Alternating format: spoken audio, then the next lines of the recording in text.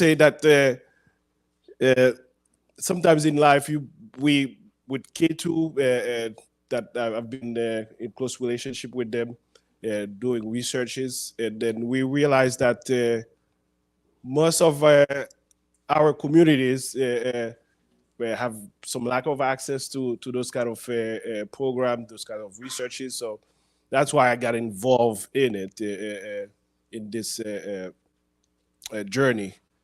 Today we'll be talking about dementia, and we can when my slides come up. Good. We'll be talking about mostly Alzheimer's dementia, Alzheimer's disease, but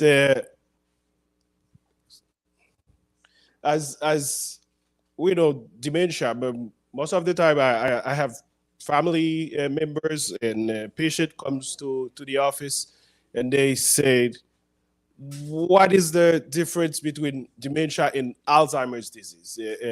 And that's a very common question because sometimes they get confused together. They get lumped into the or one thing together. So today I'd like to tell you that dementia is basically the umbrella because it's like the main the definition for when someone is starting to forget, to not remembering things that they should be remembering.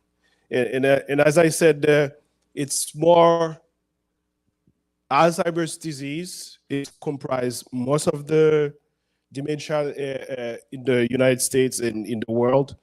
50 to 75% of dementia will be classified as Alzheimer's disease. That's when almost 3 out of 4 people with dementia could be classified as having Alzheimer's disease.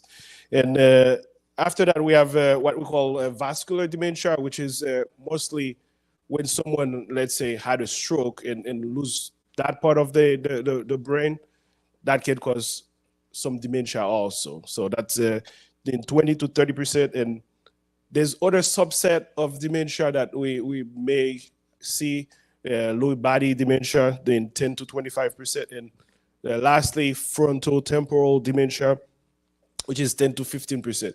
Those other type, we'll do a brief overview at the end of the presentation because we want to focus today on Alzheimer's disease, and rightfully so.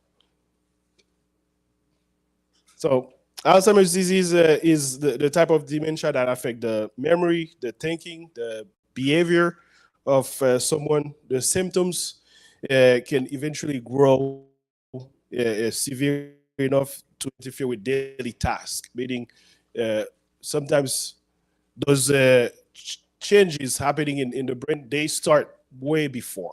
It's according to the researches, they can start as early as 10 to 20 years before you can see the symptoms.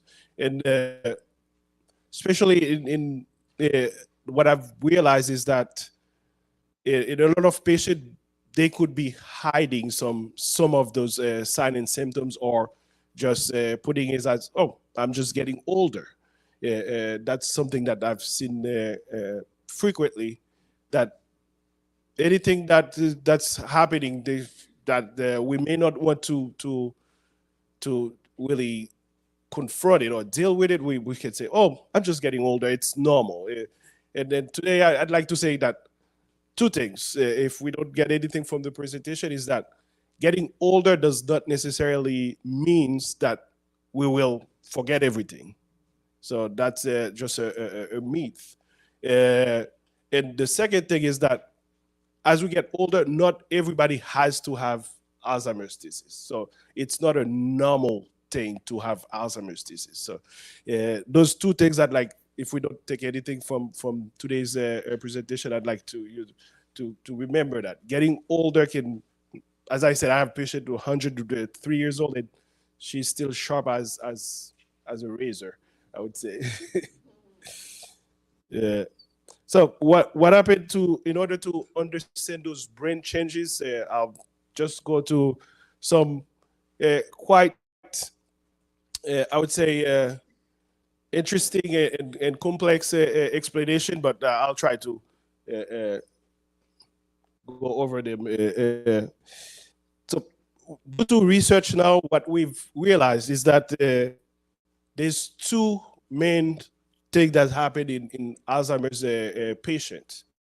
And we all have our muscles are made of protein, and we have different type of protein inside our brain also. And those protein are called the beta amyloid.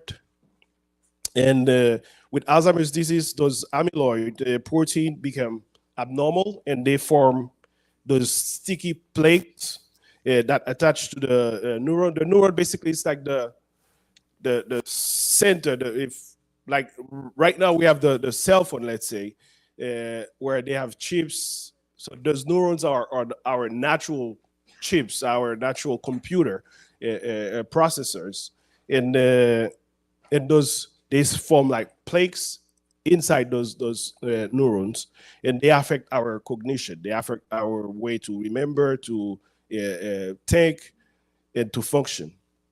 The other type of protein that we have being affected in Alzheimer's disease is what they call the tau.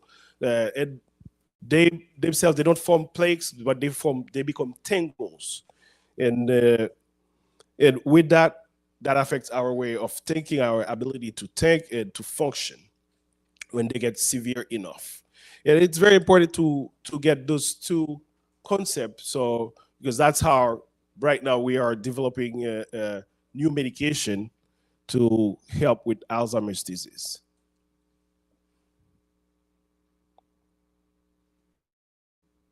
Uh, Now we can see the difference between the healthy brain, what we call the healthy brain, and Alzheimer's disease patient brain.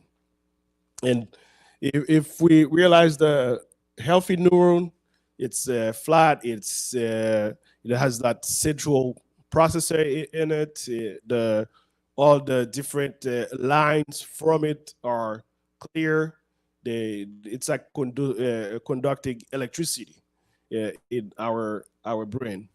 In the Alzheimer's disease brain, the first thing that we can see it's looks smaller than the normal brain, and that is very important to notice because as a primary care doctor, as a geriatrician, one of the first thing we would send someone to do is a brain imaging, and which is an MRI or CT scan, and sometimes we realize that that brain is smaller. It's what we call they usually refer to that as atrophy. Yeah, that's when the brain is smaller than it should be for the person age. And we can also see those plaques in those neurons that are tangled. So that's very important to understand what happened in the brain of someone with Alzheimer's disease. And few facts regarding Alzheimer's disease, as we said before, more than half to three-quarter of uh, patient with dementia will have Alzheimer's disease. It's the sixth leading cause of death in the United States, and those are things that are irreversible and progressive brain disorder that slowly destroys the memory and thinking skill. So it is with time the person may start having forgetfulness, and typically will discard it as getting older. Uh, After that, they may start forgetting family members or forgetting uh, distance. If someone is driving, they start driving to go somewhere, and all of a sudden they realize that they don't know how to get there anymore. Uh, and that's places that they would go routinely. Uh, so all those different things may be happening over months, years, and typically it's someone close to the patient who would realize that we just talk about that before. Usually, that's the either the son or the close friend will talk on the phone with someone and say, "Oh, we talked." And the person called him back again and, "Did we talk about this? Did Oh, yes, we did." And one of the things that I usually try to counsel family, friends, and children, especially adult children, is that what's going on, it's not the person's fault. It's not the your mother, your grandmother. It's not trying to have you repeat the thing. It's just they cannot remember it, because a lot of time that can bring a lot of frustration to the uh, caregiver or the spouse. Sometimes they may take oh, you're not paying attention. They discard it as not paying attention, as never listening. But what I'm saying is, as the person who, if you realize that you have family member, friend that are going through this, maybe sometimes take a step back and see, oh, maybe we should get checked for that. Maybe we should. Maybe it's more than just getting older, uh, because approximately 200,000 people in America will less than 60, younger than 65, may have what we call early onset also. So it's not only a condition of older patient. So we have to be on the lookout for those signs also in some of our younger population. The symptoms, as I went through them before, it's difficulty remembering, newly learned information. Person went through an event and forget that they ever been there. Uh, Sometimes there may also be some personality changes. Uh, you have someone who used to be very loving, very thoughtful, and all of a sudden becomes you're like, why are you so mean to me? And sometimes we discard it. We find a reason for it. We find a logic for it, and we move on. But I think those things should, when we put them together, we should encourage that person to go and get checked out. Uh, and sometimes I've seen it a lot with spouses. There's you have someone in well into the 80s, they've been married 50 years, and all of a sudden there's, oh, my wife is cheating on me, or my husband is cheating on me, and they become very suspicious. Instead of and a lot of time children will just discard it, and especially adult children will say, oh no, mom or dad, you're just making things up. But sometimes we do need to pay attention to those things and realize that, oh, that could be a sign that something is going on in the brain that should not be going on. Uh, and at the end of the progression of the disease, we may end up with some difficulty even in speaking and swallowing and walking. It affects the body, the physical body at that point. What are the current treatment and current and future treatment? Currently, unfortunately, there's not really a cure for dementia or for Alzheimer's. There's not something that we can give a patient to stop it from progress, to reverse it, I should say. But the treatment options are mostly focusing on symptoms. We try to at least preserve or slow down that progression.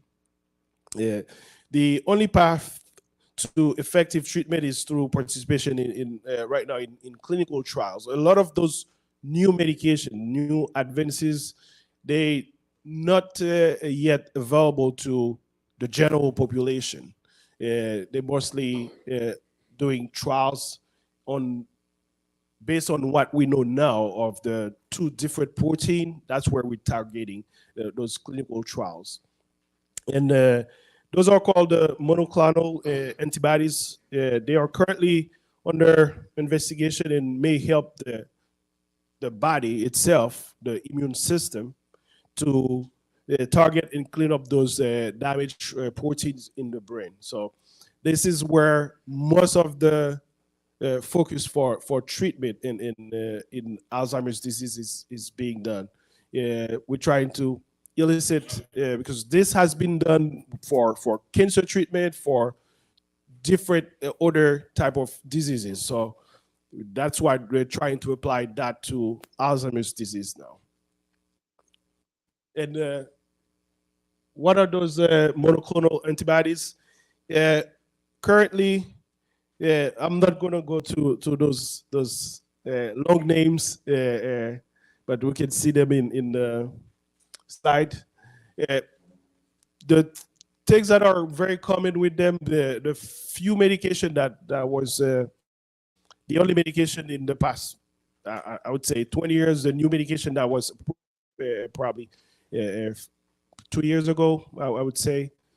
The cost of it does limit the access to most of the population. And we're talking about more than $50,000 a year for the treatment, and that's really not what the regular person will be able to afford. And the promises of that medication is when you compare it to the cost, the promises is really minimum. And that was approved by the FDA, but after a while there was a big controversy that we're not going to get into, but in general, that the medication still not available enough to the general population. But those monoclonal antibodies that are being studied with clinical researches, yes, we can still access to them, but that would require participation. And last year, I think probably less than 10% of participants in clinical trials for those kind of medication were from Black and brown, what they define as Black and brown communities. So, in those medications, they are targeting for everybody when they get approved. So that really is something that to think about in our communities. The limitation of those medications, sometimes it's the infusion time, because it does take time to do it. Just like an IV, it goes to the vein. It's the infusion. And I think there's a big effort being made for them to be just either an injection or other form of delivery, because so far it's mostly through infusion, and you have to stay there and spend some time at that infusion center. Who is at risk of Alzheimer's disease? And as we at the beginning, I said there is some patient younger than 65 that will develop early. Alzheimer's disease patient will be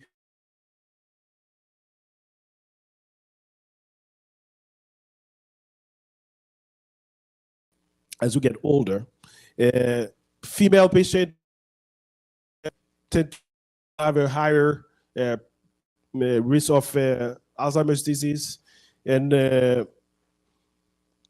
when you have someone in your family who had the Alzheimer's disease, it's considered a higher risk for that person to develop it later in life. Things like high blood pressure, like high cholesterol, those also can increase the risk of developing Alzheimer's in the long run. Sedentarism, meaning lack of exercise, lack of in the diet, those can also influence later in life the risk of Alzheimer's disease. And also, right now we have what they call a gene, the ApoE gene, which that has been identified. So just so we understand, because sometimes when we identify those genes, the way we present them may scare more people than help them, in the terms that having those genes does not necessarily means that you will have Alzheimer's disease. So we have to understand that it just means that the risk is higher. That's when you have to be on the lookout if someone develop some symptoms. But it's not a 100%. I have the gene, or my family had Alzheimer's disease, that I will have an Alzheimer's disease. It's not that relationship. Uh, and those apolipoprotein E, those are protein that helps control the level of cholesterol and fat in the bloodstream, and those are the most commonly associated with late onset Alzheimer's disease, and there are at least three of them.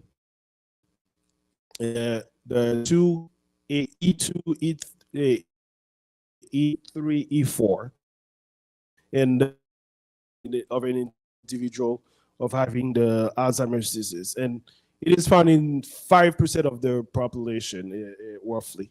And I know K2 research now, sometimes they do community event and they can check. That's a swab of the cheek, and they put it in the processor, and they can identify if someone carry those kind of genes.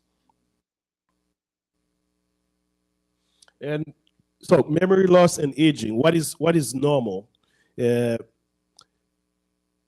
it normal? Should not be, if you have a close friend, a family member, forgetting those names. That's usually not normal. Yes, you could be putting the key somewhere and not remember where the keys are. That could still be normal, or trouble verbalizing thoughts. That's never normal. That's when you're thinking about saying something and you cannot. Your brain is just frozen. Frequent confusion and inability to focus. Those are not normal things. Becoming lost in familiar places. Let's say you go into your kitchen and you end up in the living room, and having trouble getting around.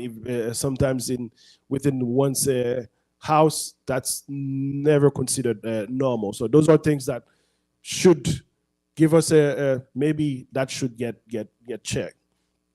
And regularly repeating those statements or questions. You just had a conversation with someone, and then that person calls you back and said, "But did we talk about this?" And then later on, "Did we talk about this?" So those are things that should more or less give you some clues to maybe we should go and see the doctor. Maybe we should look into this further. So lifestyle and prevention, as I said before, we'll just go through that real quick. We have to look after the heart, be physically active, healthy diet. Typically, vegetables. Before they used to say fruits and vegetables. Now we more or less say vegetables and fruits should be a part of the diet. Healthy brain. Challenge your brain. That's Crosswell's puzzle. The engaging in we're in a church reading the Bible. That can help keep the brain functioning.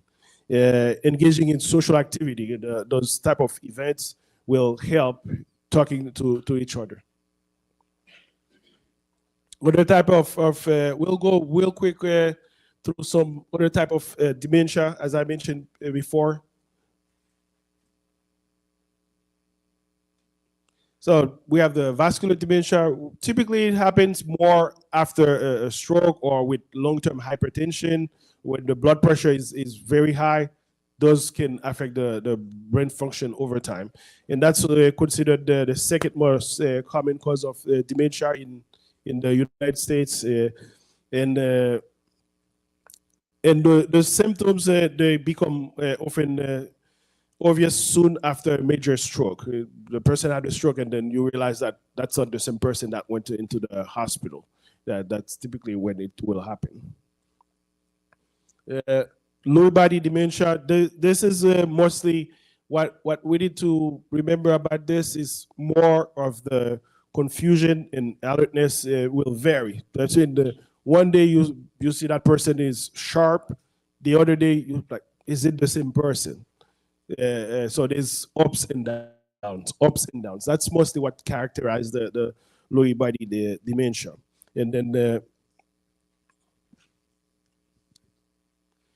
as far as frontotemporal dementia, that's mostly with that type of dementia, it's more of the change in behavior, change in personality.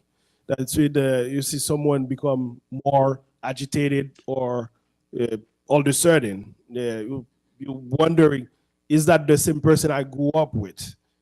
That should put some kind of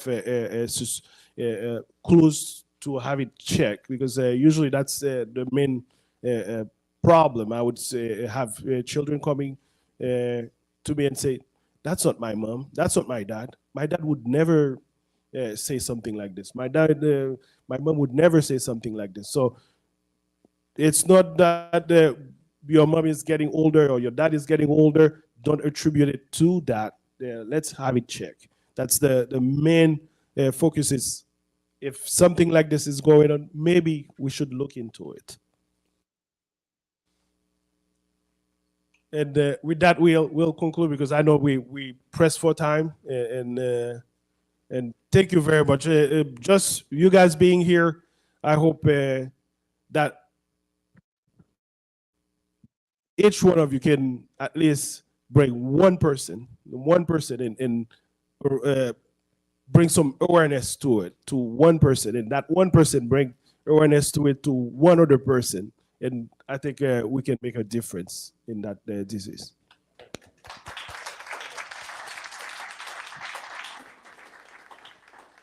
Thank you very much, Dr. Estelle. That was really a nice summation of what's going on as far as Alzheimer's disease. Let me remind everyone, this program is also being streamed live.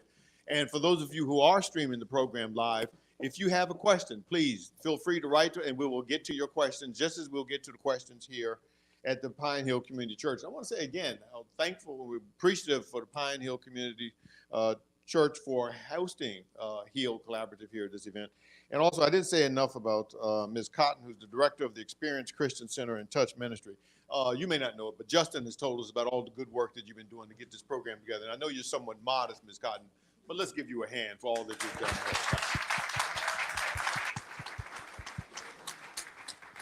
For those of you who have a question here in the church, if you'll raise your hand. For those who are at home or somewhere else, and by the way, you got to teach me how your minister walks in those heels. I was very impressed, very, very impressed by that. But for those of you who have a question online, please write it in. We'll get to it. Ms. Cotton, you have the microphone, so you get to ask the first question.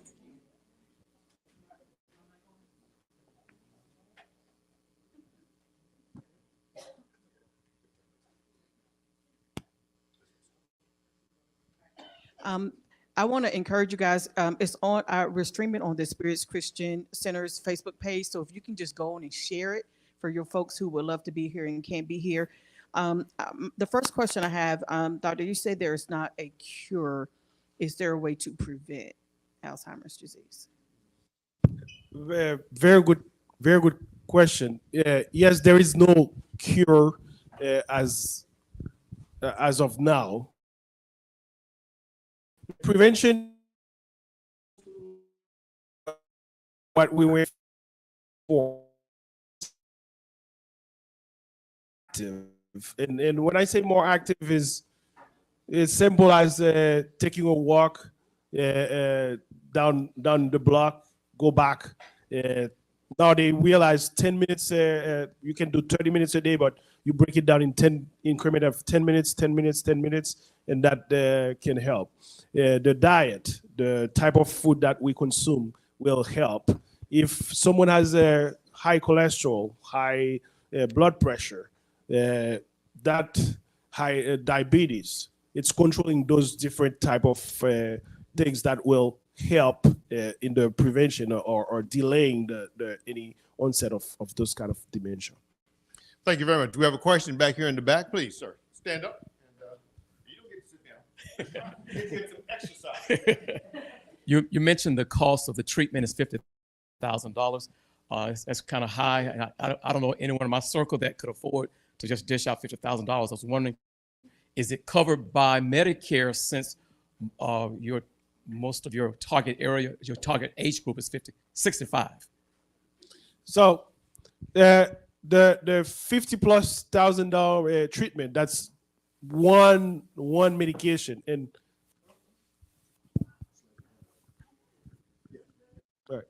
the $50,000+ treatment, typically what we call the indication for it is very limited, since after being approved they didn't see the benefit that they were expecting in patients.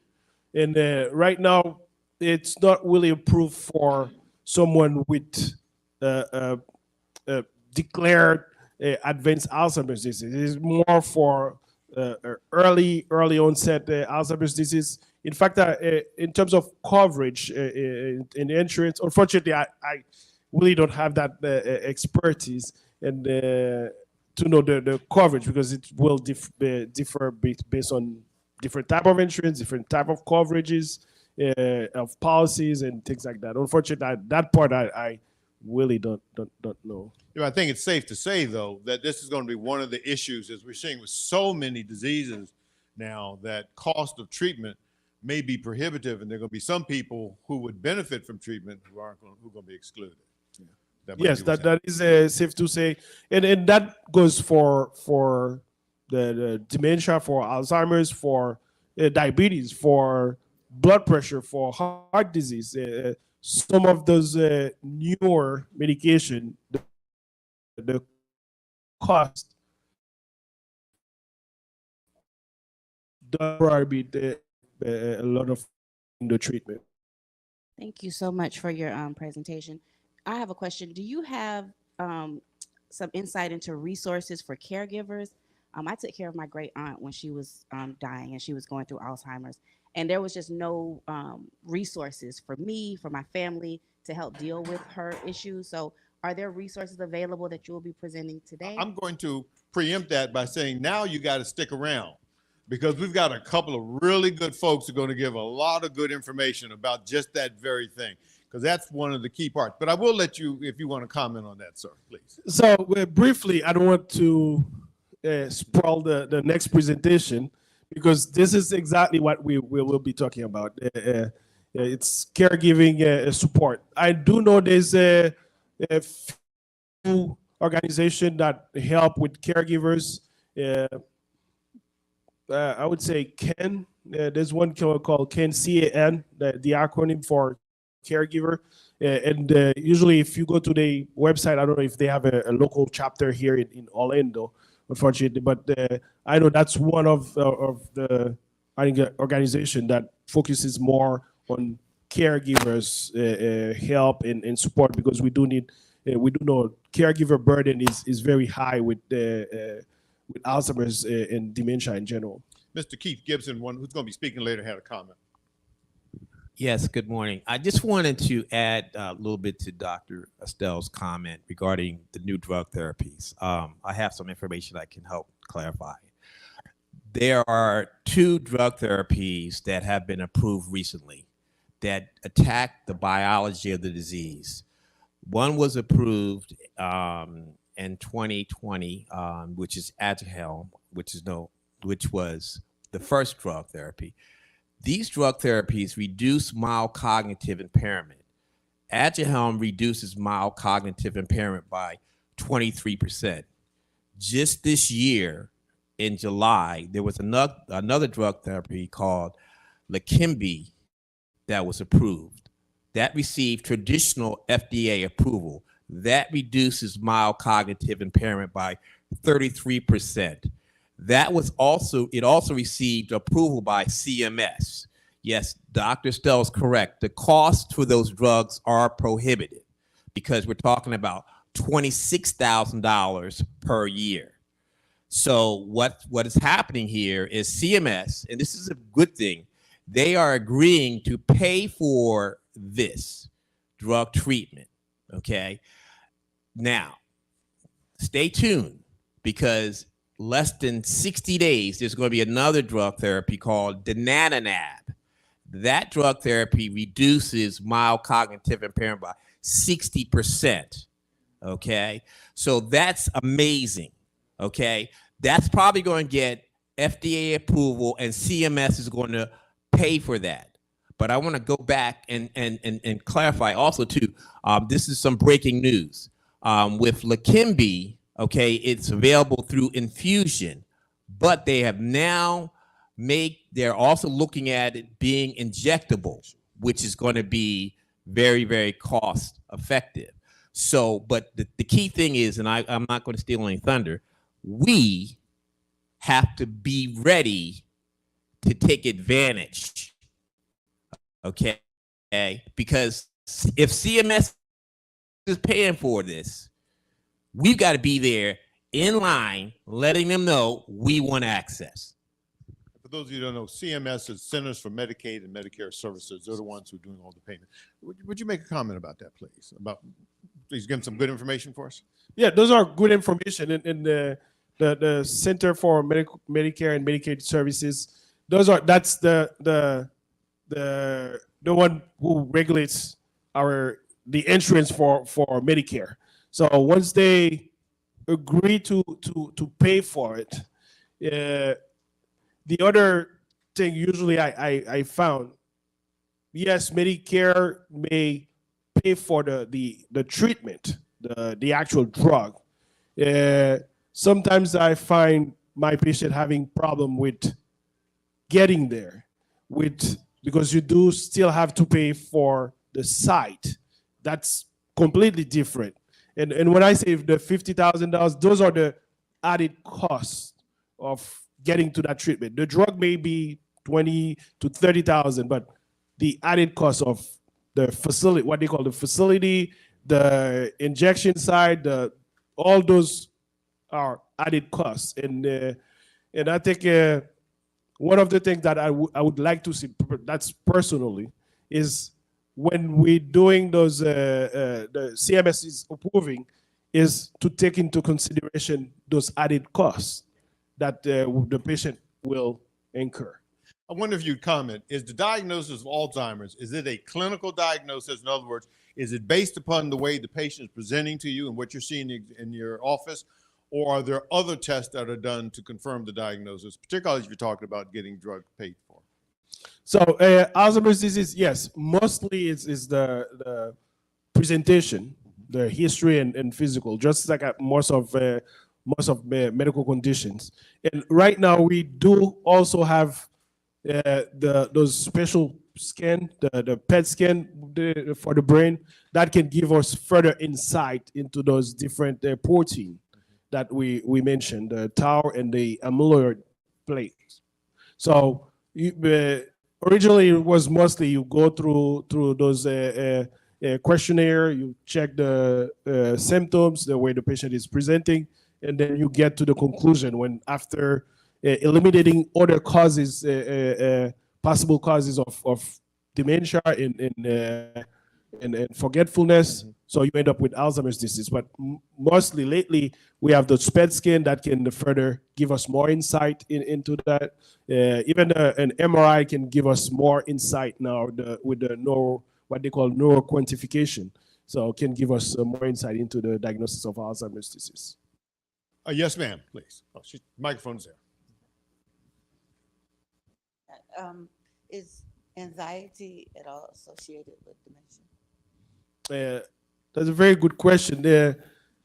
Anxiety, yeah, that I know of, anxiety in itself, I don't know that it's a risk factor for dementia, but the anxiety can affect other things that probably will contribute to the acceleration of memory loss. I would say a lot of time we do have to decipher those different presentation of either anxiety or depression that can mimic someone having a forgetfulness and a memory problem.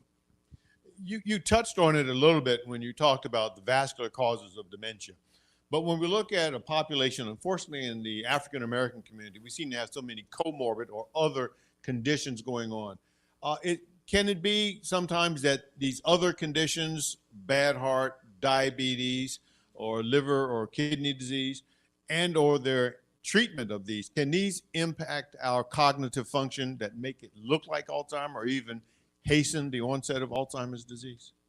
Yes, those different condition, just like the anxiety or depression, can affect our ability to think or to remember. The difference is that after we identify those causes and we appropriately treat them, the person should go back to the baseline. To the contrary, in someone with Alzheimer's disease or dementia, we can the diabetes can be well controlled, blood pressure can be well controlled, stress level can be down, but the problem with the memory persists. You know, we know that with various cancers, breast, colon, prostate, et cetera, we can do screening tests to identify someone who is asymptomatic. Same thing, I guess, with diabetes when we talk about the pre-diabetic patient. Are there any screening tests that we can do for Alzheimer's disease, and are these recommended?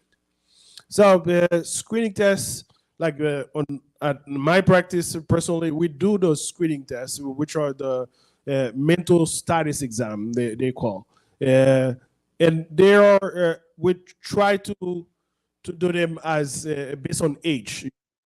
So there's multiple questionnaire. Typically, they are questionnaire that we can go over with the patient to see where is the cognitive function is at. And other screening tests now with the advance of genetic is the swab, the identify those swab to know who is at higher risk of developing the disease.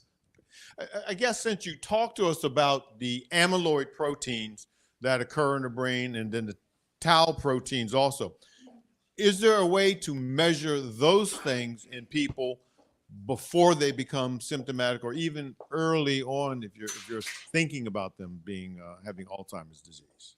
Yes, there is a way to detect those different protein abnormalities. The only caveat is that it is not in clinical practice usually. It is more in the side of clinical trials for those PET scan to be done. The I would say the benefit of volunteering to clinical trial is that even if one person will not get accepted to the trial, they still get the benefit of having access to those different tests that can be done to identify those protein, which are PET scan usually. I'm not trying to drive business to Centerwell. I am neither paid nor, I know you look at me and say he's going to get a commercial for Centerwell. I'm not going to do that. I promise you. But we are an aging population. And as we look at the increased incidence of Alzheimer's as a type of dementia and dementia in general, do we have sufficient healthcare providers, be they physicians or nurse practitioners, to handle the increased demand? Because if I'm not mistaken, tell me, the largest number of patients with Alzheimer's disease are still being managed not by neurologists or psychiatrists, but by people such as yourself. So do we have those resources available to us? Yeah, that's a very good question. We do know that in general, there's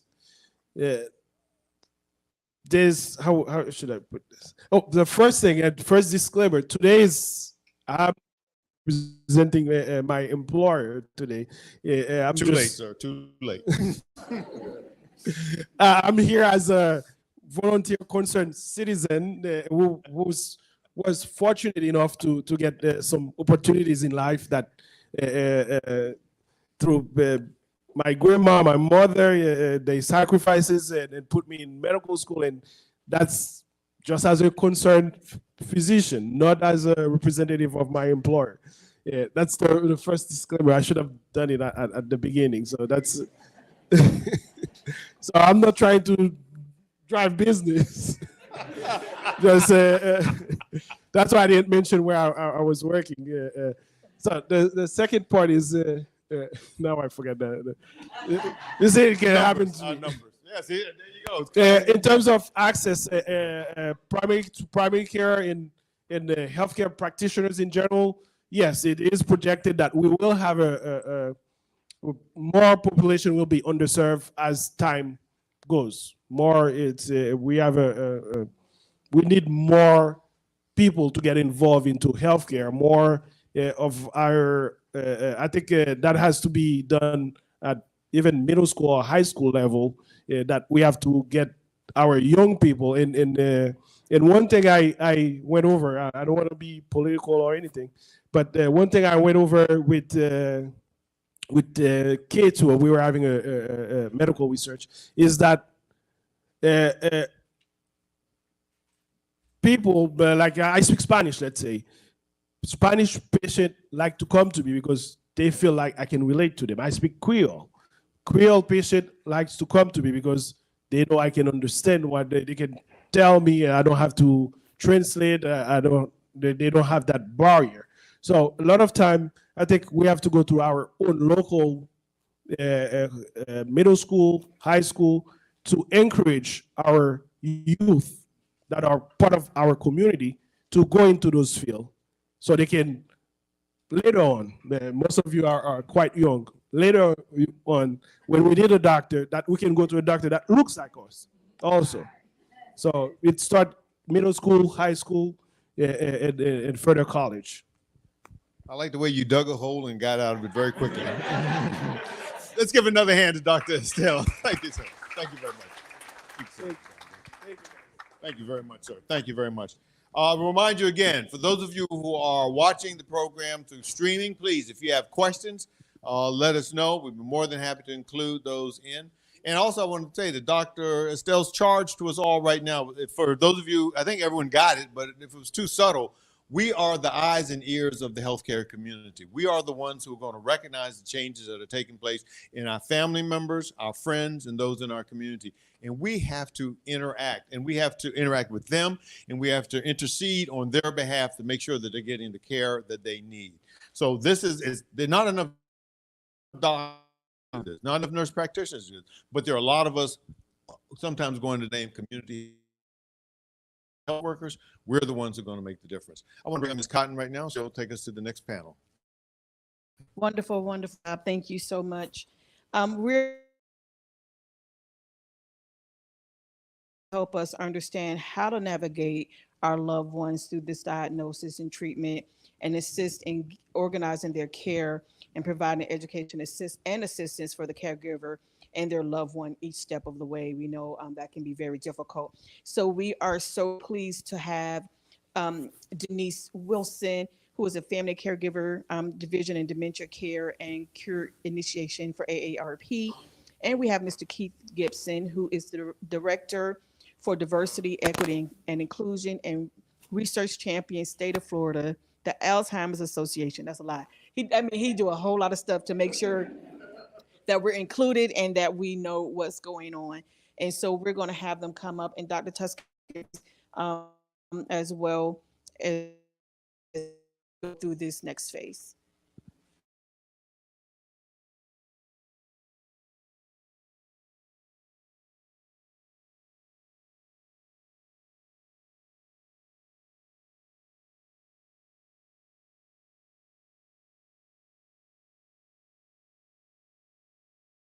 name is Denise Wilson, and I'm a very proud member of AARP. And I do represent family care, as well as I'm a representative for AARP on the Dementia Care and Cure Initiative Task Force. What does that mean? I'm a part of a committee that represents all phases of Alzheimer's and dementia care. And as I listen to these gentlemen, and I listened to all the various words that they use, I said, I've heard those terminologies before. But I was very impressed because my focus is on care. And I'd like for you to just remember that AARP is an organization that cares about all people. Sometimes people get the idea that it's all about maybe insurance or selling something, but help me out, help me out. Thank you. It's all about helping people in various ways. So a little bit about the Central Florida DCCI. Florida has the second highest incidence of Alzheimer's disease in the nation, only behind California. Alzheimer has become a health care crisis.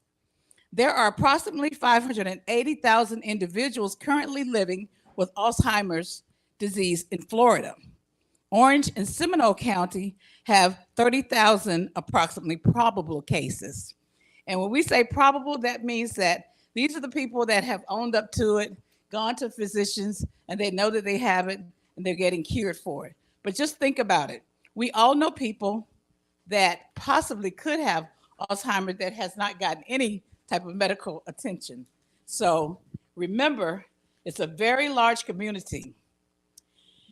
We have a number of partners under the Dementia Caring Task Force. I won't go through all of them, but I'll let you know that AARP, of course, is one of them. Dementia is a national public crisis. The federal building, our largest dementia infrastructure for Alzheimer Act, passed on December 31st, 2018. The BOLD Act creates uniform national public health infrastructure of a focus on issues such as increasing early detection and diagnosis, risk reduction, and prevention of avoidable hospitalization. Let us remember that. I tell you, with Dr., let me get his name right, Dr. Estelle started talking about the various types of dementia, my little eagle ears just went up, because I didn't know when I started working in this area that there were different types of dementia. And that's very important to know. So he already went over that. I don't have to talk about it anymore, but I need for you to focus on the fact there are different types of dementia. Now, some people want to know, well, what do I do when I think I need to get my family member some help? Well, there's a memory disorder clinic somewhere in your neighborhood. There are exactly 13 in the state of Florida. And those near us here in this area, and I'm just going to name the State of Florida Brain Bank, which is located in Altamont Springs, Advent Health Memory Disorder Clinic, which is located in Winter Park, and the Orlando Health Center for Aging and Memory Disorder Clinic, which is located here in Orlando. Now, where's that information? In that nice little packet that you got. So you'll see it. There's a map, and it shows you the address, telephone number, and just how to get in contact with those agencies if you should need them. Understanding the Florida Brain Bank program. The Florida Brain Bank research program is dedicated to the coordination of brain tissue donations for critical scientific research that is aimed at ultimately curing Alzheimer's disease and other related dementia. Why did I mention this? Because sometimes we don't remember that in order to get a cure, you got to be able to have the research to do so. So make yourself aware that it is a brain bank that will need sometimes help with being able to research this. Now, there's a program called ACTS 2, African American Alzheimer's Caregiving Training, and support. The Acts 2 project offers skill building and support services to African American caregivers of loved ones with dementia across the state of Florida. And there is no charge for this training. And I'm just going to be real brief because in that little packet of information, you have this sheet that talks about Acts 2. The most important thing is that you can do it by telephone, so you don't have to go anywhere to do it. And it's 12 weeks. And once you've completed the program and you give feedback on that program, you will bless $90.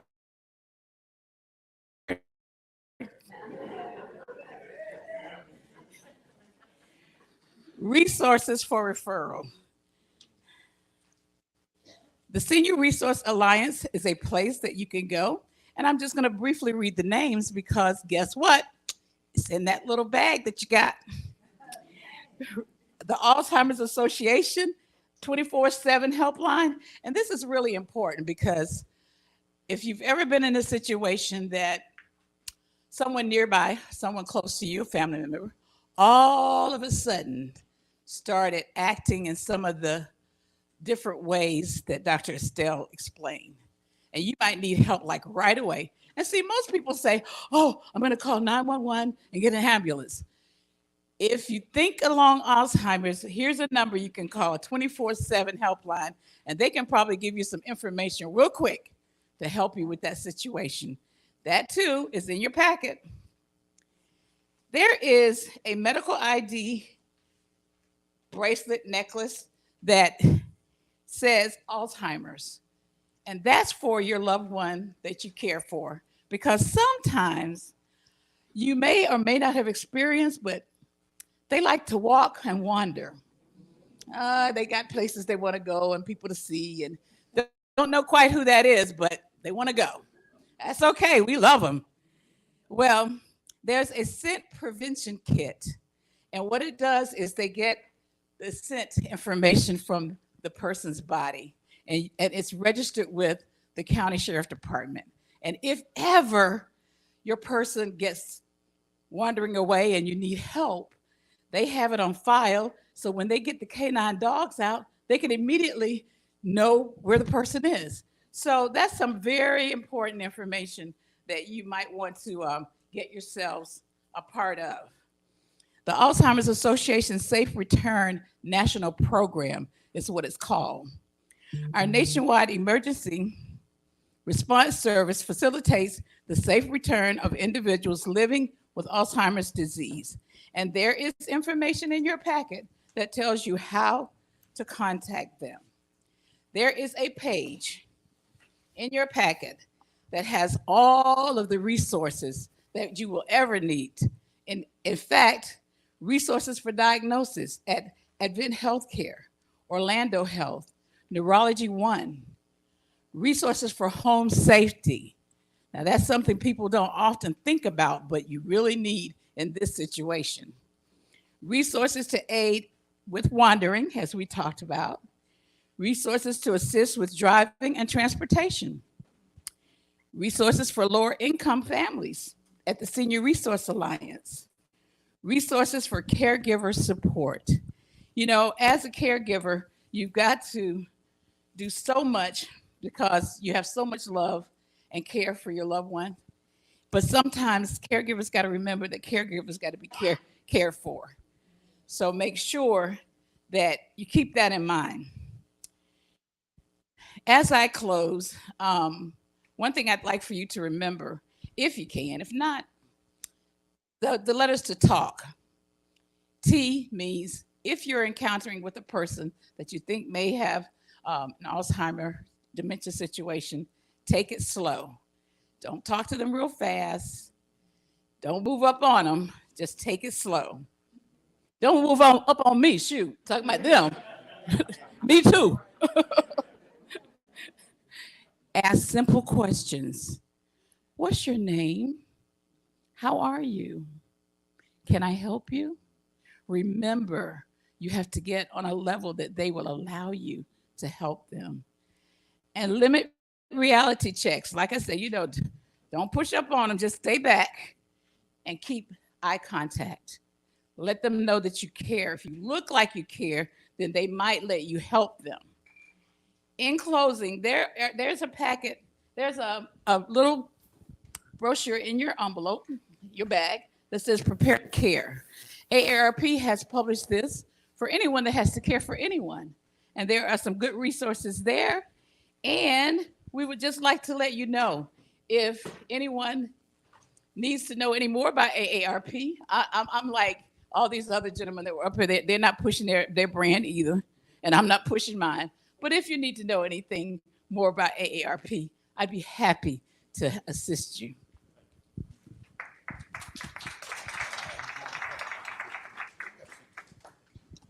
As Mr. Gibson is coming up, Ms. Cotton, you know, I know you did a lot of work on everything, but for all those of you at home watching this on streaming, and for those of you here, a lot of work goes into setting up all that stuff to make it possible to do the screening and to get the audio visual things working well. So Ozzy, man, give applause to Ozzy, who's handling all this wonderful stuff for us. Thank you very much, sir. Thank you, thank you, thank you. Mr. Gibson, the floor is yours, sir. Thank you. Well, I don't have anything to add. Thank you, Ms. Wilson. I mean, you just took my thunder. I'm like, okay, what can I do? She took everything that I was going to say. But I'm proud to say that the Alzheimer's Association and AARP are a national partner. So we really are about supporting all those that are affected by this disease. Just to add to some of the resources that are available to families, and all of our resources at the Alzheimer's Association are free, F-R-E-E. There's no cost to it. One of them is community education, okay? That's where we have, you know, a sales sheet of different types of programs ranging from the 10 warning signs, understanding Alzheimer's and dementia, healthy living for your brain and body, understanding Alzheimer's and dementia-related behavior. All of those programs that we offer are evidence-based, that the data, the information we're providing is all based on research. In addition to that, we also have programs that are called awareness programs.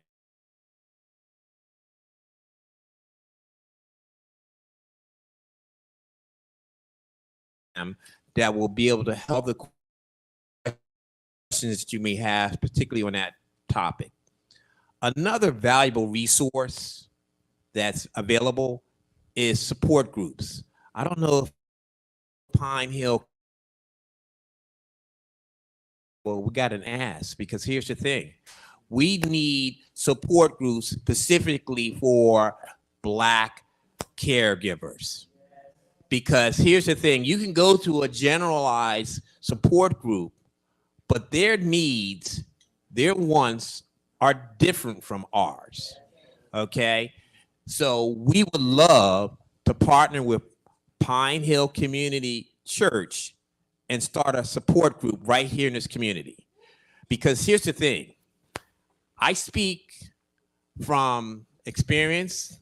First and foremost, I love what I do, because I have a connection to this disease, a professional connection and a personal connection. So what I do, it's from the heart, because I speak, and I hope you want to stick around for the caregiver portion, because I'm going to share with you my journey with this disease, because this is a disease that does not discriminate, okay? And this is a disease that we as people of color need to embrace, because the numbers don't lie. And here's the thing, we need to protect our community and our heritage and our legacy. In terms of resources, again, education, caregiver education, awareness presentations, support groups, and most importantly, as Ms. Wilson identified, if you got a telephone, I want you to pull it out right now. I'm going to give you the best resource that money can buy. It's our 1-800 number. It's 1-800-272-3900. That's our helpline number. Can you say that again, please? 1-800-272-3900. 1-800-272-3900. That number, our helpline number, is manned by master level clinicians. And when you call, you're going to be speaking to a live person. How do I know? Because I've called a couple of times, like 2 o'clock in the morning when I can't sleep. I just checking to see if somebody's there. Guess what? I get a live person. Also, too, in terms of the many hats that I wear, I'm also a helpline specialist. I answer calls for the helpline for the entire state of Florida. And to me, it's about you being there, listening. It's not about me talking, it's me listening to you and then providing you with the support that you need to help you. Okay, so that's one of the best resources that you can readily have available to you. Another resource that you definitely want to make sure that you have is access to your area agency on aging. That's a valuable resource because when you're as a caregiver, you're in this journey, you need to be able to have access because they have what they call a helpline number that's called 211. You dial 211 and you tell them what services or challenges that you are facing. Because here's the thing, we know that this disease has a heavy financial cost to it. And a lot of us are like, oh my God, sticker shock. How do I pay for this? Well, you can contact 211, okay, and they will navigate you to where you need to go in terms of the resources that are readily available, okay? I'm going to stop here because I want to leave time for you to ask questions. Don't go anywhere, please. I'm not going anywhere. Ms. Wilson, please come on up here. Would you join us?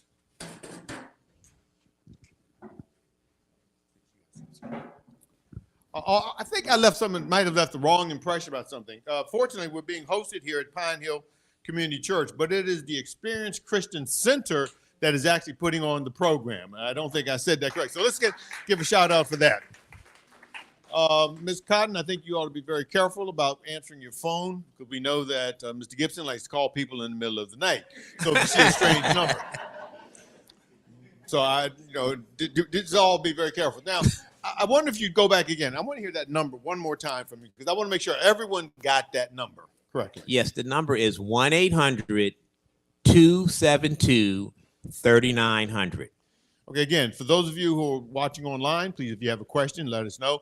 If you're here, just raise your hand. Now, I saw an interesting statistic that said that the cost of caregivers for patients with Alzheimer's disease exceeds over uncompensated care, I might point out, was $300 billion. And to put that into perspective, that's 75% of the annual gross income for Walmart and 20 times the gross revenues of McDonald's.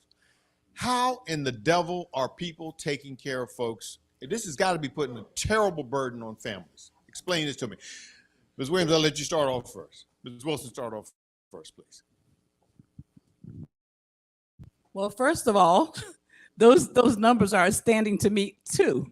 And I actually don't have any information to support what he just said, but I can tell you this. Once that you contact organizations such as Share the Care, the Senior Resource Alliance, they have information that can support what he's saying and better give you a good answer than what I can. That's absolutely correct. There's actually the exact total is $347 billion. And that adds a tremendous burden to our health system. Okay. And that we're talking about unpaid caregivers. Okay.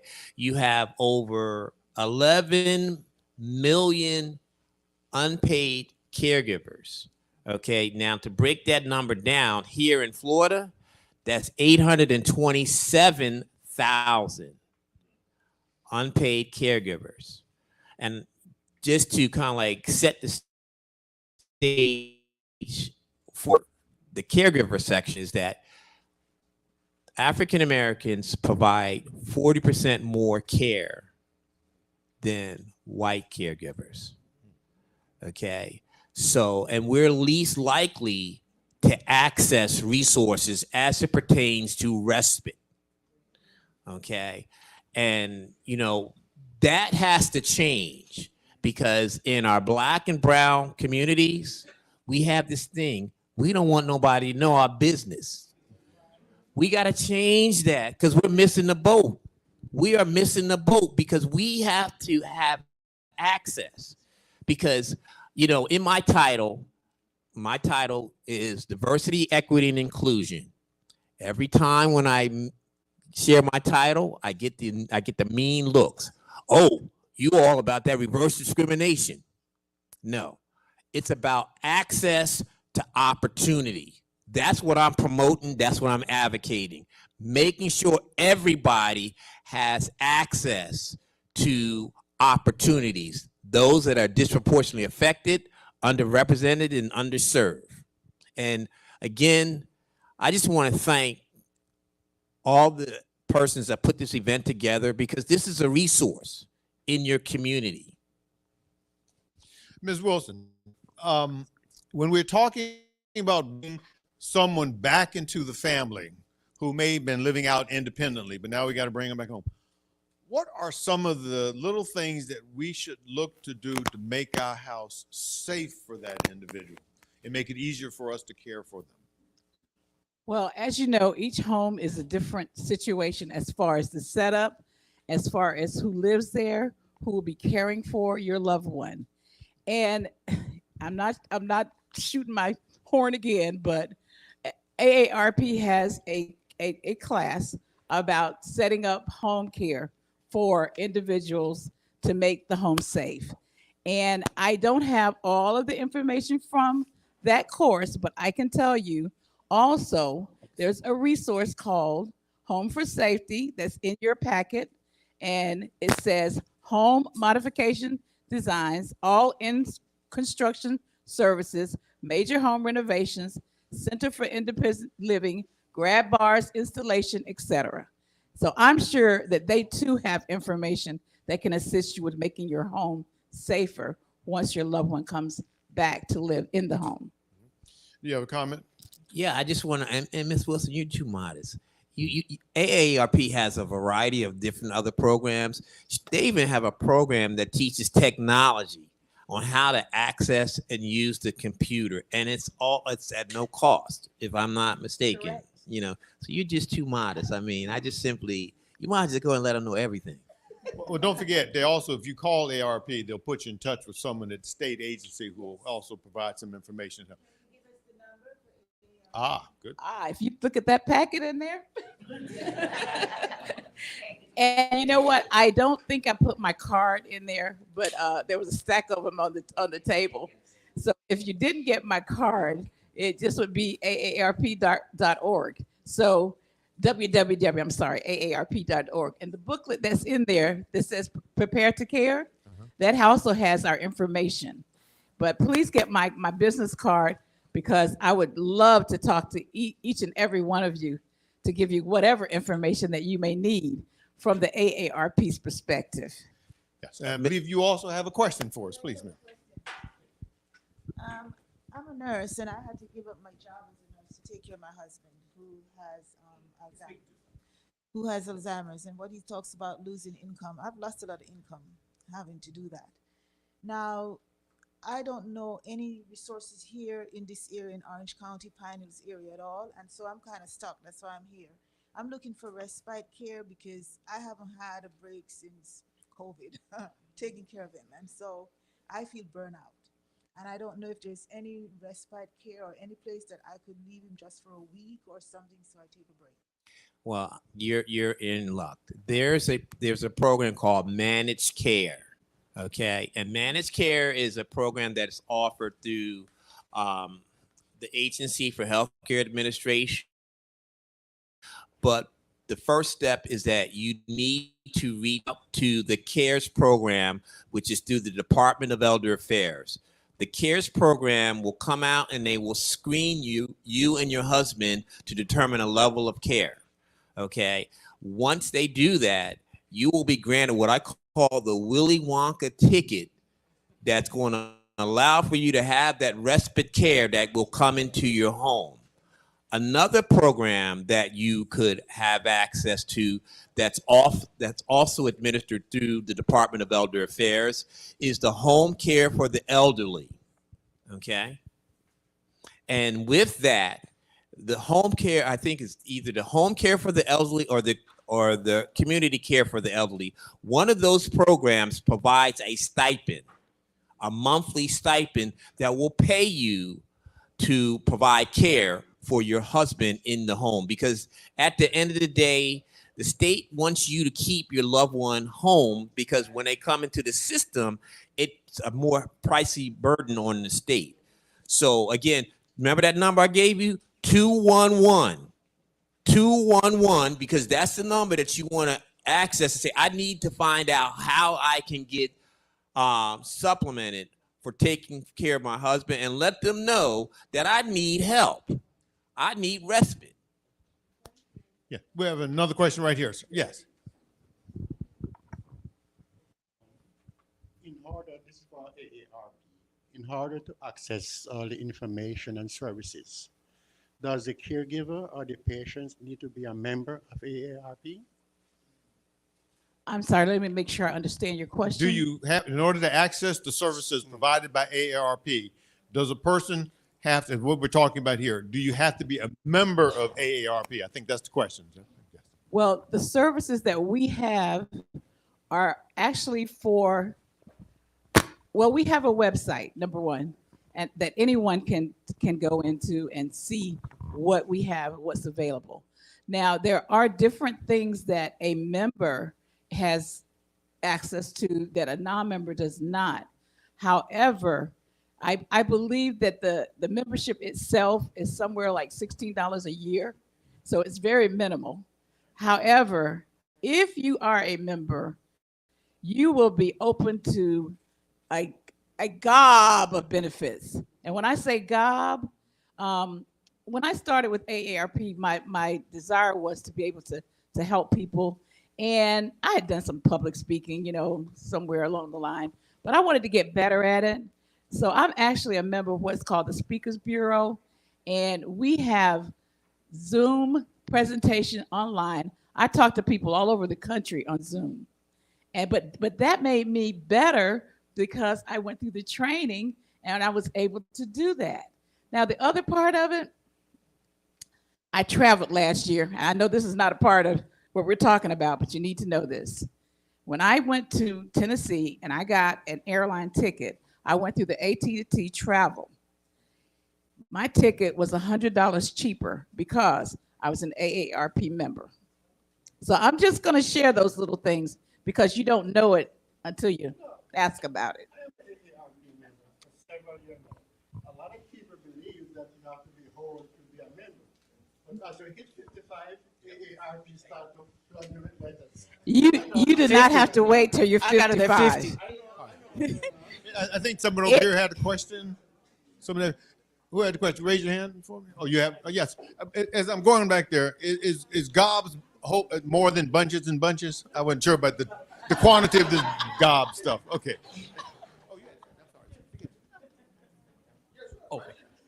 My mother lives in a small town about 80 miles from here. I'm wondering, when you talk about respite and home care services and managed care, what could you comment on those services in a small rural areas? Because I know living here in Orlando, you know, we got a lot more resources. But what about in smaller areas where the caretaker is burned out? What's available to them? Yeah, what would happen in small rural areas, they will probably be subcontractors that provide that service to where it's mobile. They'll come out to you because they realize, and this is one of the things that I can tell you here in Florida, that Florida is a very diverse state. Not everybody lives in close proximity to a metropolitan area. And so I can tell you, one of the things that we at the Alzheimer's Association, particularly here in Florida, we're blessed with 2 vehicles that are called brain buses, which are designed to come into those rural communities to provide that education. and also to connect you with resources that are in those rural communities, because these providers know that people aren't going to come to them. They have to go to you. So I think, reaching out to 211 and notifying them and letting them know the area, they're going to be able to connect you with the resources that are going to be able to plug into your loved one's care and service. You're very welcome. I have a quick question before we move on. Can you provide any tips to people who have to find a caregiver to come into their home? What should they be looking for? What questions should they ask to make sure they have the best person possible to care for their loved one? One of the things you want to make sure they got a background screening. That's the first and foremost thing. They have a background screening. Also, too, you want to ask them if they have any kind of dementia training. Okay, because you don't want to assume that they have it. Okay, and I'm so excited to share with you that this year there was legislation that was passed that the state of Florida has to offer a 1-hour dementia training. Okay, and I was blessed to participate in that, and this provides them. This training covers everything from soup to nuts when talking about caregiving, the different signs of Alzheimer's and dementia. All those things are there, okay, in this training. So, and it's free, and it's going to be accessible on demand, online. So, yeah, I mean, there are opportunities there, but you definitely want to also, talk to them. And basically with any caregiver, you want to ask them to tell you, and this is the most important question, why? What is your why? Why do you do what you do? Okay. And if they don't give you the right answer, thank you very much. Next, please. Because your loved one is treasure. Okay, and you want to make sure that they're in good hands, so you ain't got to worry about, oh my God, are they taking care of them? So you want to ask those questions, and being able to have a list of questions that you want to ask is first and foremost. It's like a job interview. One thing that I wanted to share also with the Acts 2 program, a lot of people have Facebook. If you go on Facebook and you look up Acts, ACTS, and the number 2, they have a Facebook page. They also offer training on the Facebook page for anyone. And I've gone through several of the trainings. They're very interactive as far as, of course, I'm at home watching it on my laptop, but you learn so much. And they even have some patients that participate. And someone that has a loved one that they take care of, they will have that person also on that you can see them and they can talk to you. And it's very engaging. So if you think about it, and I hope you do, Acts 2 Facebook page. We're going to make a little change in the way we're doing things right now, because a lot of our questions are starting to bleed over into the caregiver side of things. So what we would like to do, you ain't gonna get to go nowhere though. You got to come back up. I want you both to sit back down here, and then we're going to bring you up. But I'm going to have Ms. Cotton is going to come back and introduce Ms. Gandy. Mr. Gibson was already scheduled to be here with us, but he's going to have to. We're going to bring Ms. Wilson back up here also after we finish with this portion. Ms. Cotton. All right. So as you said, we're going to talk about caregivers. And so I want to introduce someone who is so dear to us at ECC, Mother Darlise Pender Gandy, who is over our Sage Ministry. What some of you may or may not know is her husband, Elder Gandy, has been diagnosed with early onset dementia. And Mother Gandy, you could just talk about your experience, what being part of Sage Ministry means to you, your journey as a caregiver for Elder Gandy, and just any challenges you faced, and any gaps you see, and just anything, how you want to share freely. You got to say none I just said. Just share how you want to share. This is tough for me. Good morning, everyone. First, I want to tell you that I am a wife first. When I married, it was for sickness and for health. And no one has the guarantee or caveat of what is guaranteed in our marriage when you do marry. Um, my husband was in perfect health. And then, as they always say, you can lay down one day and then get up the next day, it's something totally different happened. My whole life has changed. You can heal with broken bones and mend a broken heart, but there is no cure for dementia. And when I tell you my heart, it's been a struggle. They say, oh, you're a caregiver. I didn't interview for a caregiver. There was no interview. A caregiver is someone that is skilled, to know how to wash and to prepare meds and to take care and to roll and to tuck and to. That wasn't in my description. I just told you I was a wife first. Now I'm a caregiver with. Now I can say I have training because I had to learn how to do the meds and how to tuck and how to wash and how to all those things that caregiver does. The struggles that I have had, the roadblocks I have encountered. He says, well, I didn't know he had dementia. The hospital that he was at, they have those iPads, and I was reading, and the doctor never informed me. So I didn't know. And so after reading, and now I'm asking questions, where do I go from here? What do I do? Where's the tons of resources? When I tell you those doors shut, and you don't know in the midnight hour when I felt like I'm walking off the edge, when I'm screaming and hollering and don't know how to handle my husband, what is next are the different personalities that the Dr. Estelle talked about. I went through all of those things where he's stuck in time and I have to be there with him, if it's the 60s, if it's the 80s, if he's at church, or it didn't matter. But as a caregiver, it can be stressful. It can be depressing. And I do thank my church because they do huddle around me. They do love me. They comfort me. And family. I don't want to leave out family as well. And to make sure that I have what I need. But it's emotional roller coaster. It really is.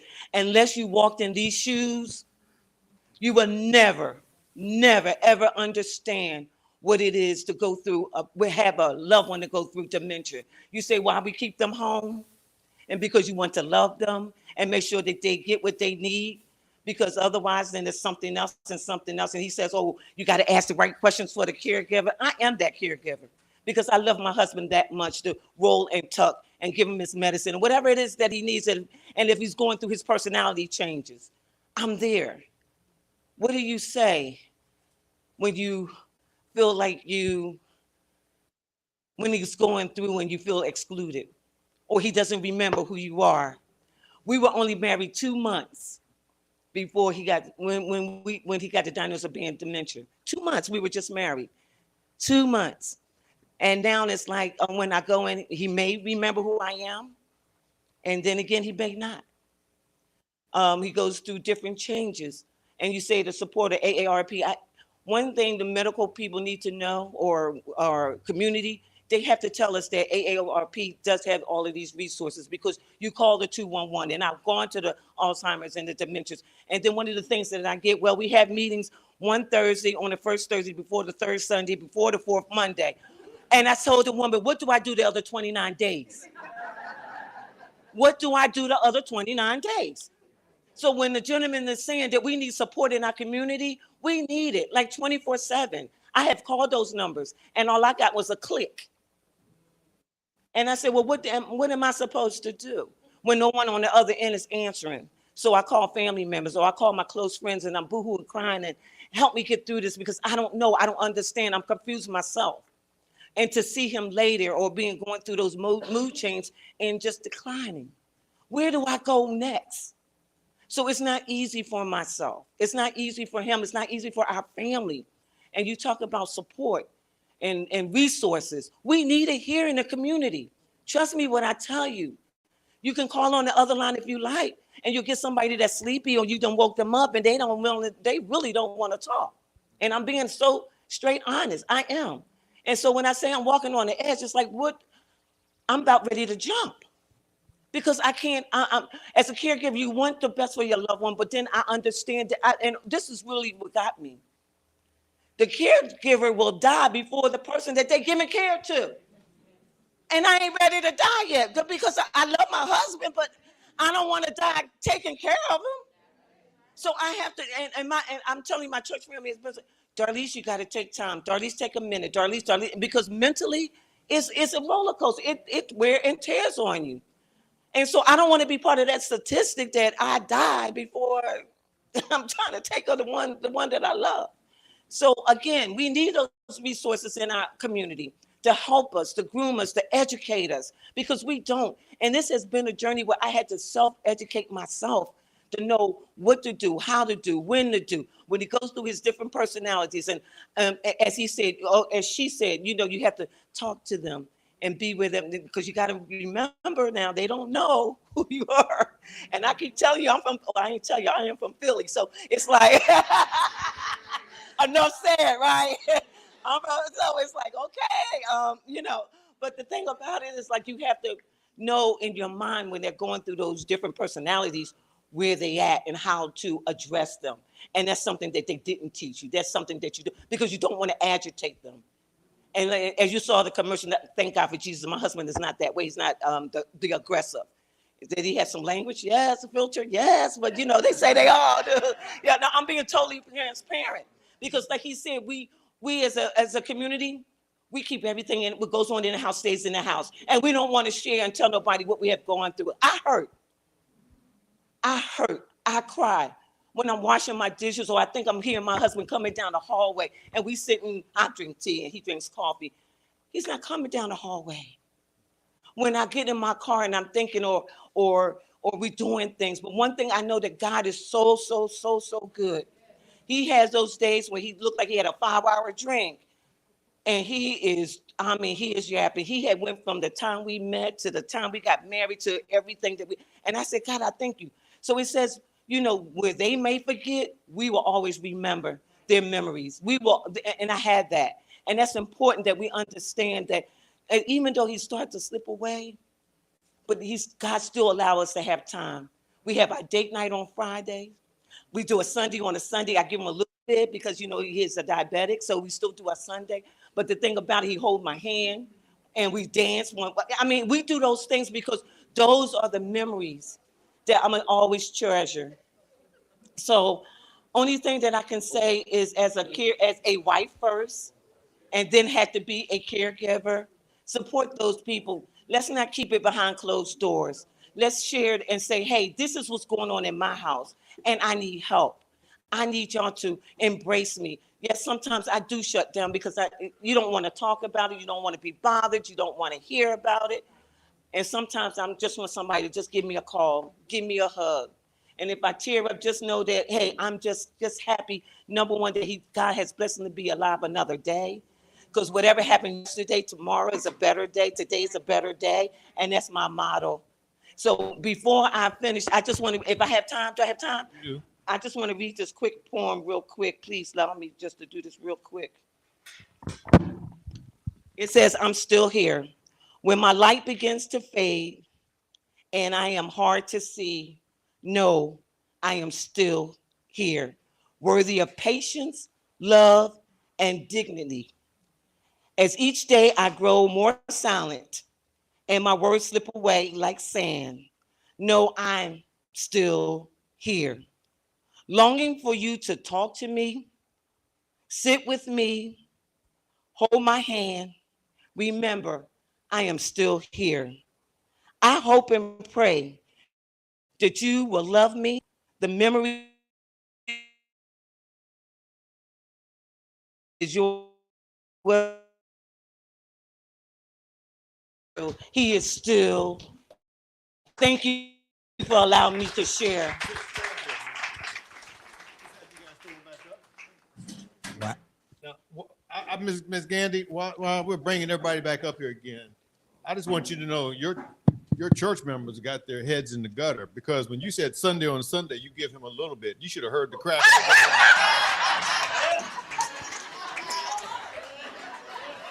Yeah, you heard. I heard all that giggling going on there. Excuse me. Let me clear that up. There was an ice cream Sunday. There was an ice cream Sunday. That was an ice cream sundae.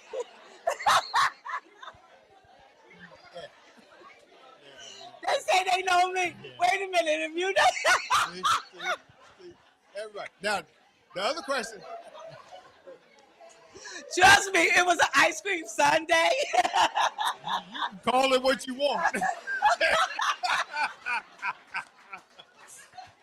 The other question I got for you. I had no words. Now, Ms. Gandy. Ms. Gandy, you said you're from Philly, so I'm gonna give you a test on being from Philly. I'm gonna know what kind of cheese do you put on your cheesesteak? There you go. She's from Philly. She's from Philly. All right. Not cheese whiz, Okay, American. Very good. And Now- the roll has to be salt. But first off, I want to thank you very much for sharing that story with us. I think that's exactly what we needed to hear. Now, I'm going to start with you because if you remember, we had the question from this young lady about who's in a similar spot as you. None of us signs up to take care of our parent or take care of our spouse. And God forbid, if you have early onset Alzheimer's, take care of our children who get this, though it's quite rare. Your faith guides you, obviously. How do you find that strength every day? What role do you ask for family? Do you want family members to ask you if they need help, or do you want to be able to ask them? How does that dynamic work? So you can get It kind of works both ways. Because everyone know how I am, they'll come to me. They'll ask me, "Hey, are you okay?" I get the phone calls. Again, I didn't sign up for this, and I want to give a shout out to Bishop Derek L. McRae. He has been absolutely phenomenal because that's who I work with, and he's been phenomenal as far as my time and just doing what I need to take proper care of my husband. So I just want to say thank you to the Experience Christian Center. Yes, woo! Shout out. Okay. Now let's go back to this because this was really a big topic in terms of our caregivers. You made an interesting point, and I don't know if you know how real you were when you said the caregiver sometimes dies before the person. In that first year after the person dies is one of the highest mortality rates for our caregivers. It's because you're just worn out, physically worn out. Because remember, this is the disease that starts and gradually picks up speed. And just because a person has Alzheimer's disease, once they get to later stages, they may still live 3, 4, 5 years. And you're left there, everybody else has gone away and it's just you. So let's go to our resources. Where do we stand for that respite care? Where do we stand to help the caregiver? I want to go over that again because I think it's so very important. So start with you, Ms. Wilson. I'll begin again by speaking about the Acts 2 program. And the reason why I say that is because it's going to be a one-on-one training with you and the Acts 2 personnel. And you'll be able to ask questions. You'll be able to let them connect with you individual because everybody's situation is different. And they will be able to give you directions as to if you're like my sister here and just says, I'm about to lose it, what do I need to do? They'll be able to tell you some things that will help you. And I would begin there because that program is going to give you more information. And it's also sponsored by the African American community. Yes, we're different. Our situations are different. That's why we have to focus on who we are. So just make sure that you do look at this training, not just for the $90, but it's going to be nice. Remember, I told you when you finish it, get the $90. Okay. But just make sure that you know that the Acts 2 program is directed specifically for we African American caregivers. Keith, before you answer, I want you to answer this question not as a representative from Alzheimer's disease. I want you to answer it as the caregiver. Well, Sister Gandy, you my homegirl. I'm from Philly. Oh, God. I'm from 22nd and Susquehanna. Oh, no, I'm from 25th and Diamond. Oh, hey! And you know what I'm talking about. I know what you're talking about. What you kind know, of cheese do you put on your cheesesteak? I'm gonna go one step better. You got a choice between Pat's and Gino. Oh, okay. Those are the two places. Okay, so they don't know about that. They don't know about that. But to me, this is personal because I was a caregiver for my brother who died at age 54 with vascular dementia. What triggered his vascular dementia, he suffered two major medical events at the same time. He suffered a massive heart attack and a stroke. I never forget this. I got the call. He said, Keith, you got to come home. Ronnie's in ICU. He ain't going to make it. When I got there, they had him all plugged up and everything. But I didn't leave that hospital room because I was praying. And I'm going to tell you, God is good. Because 3 days after I was there, my brother was out of ICU.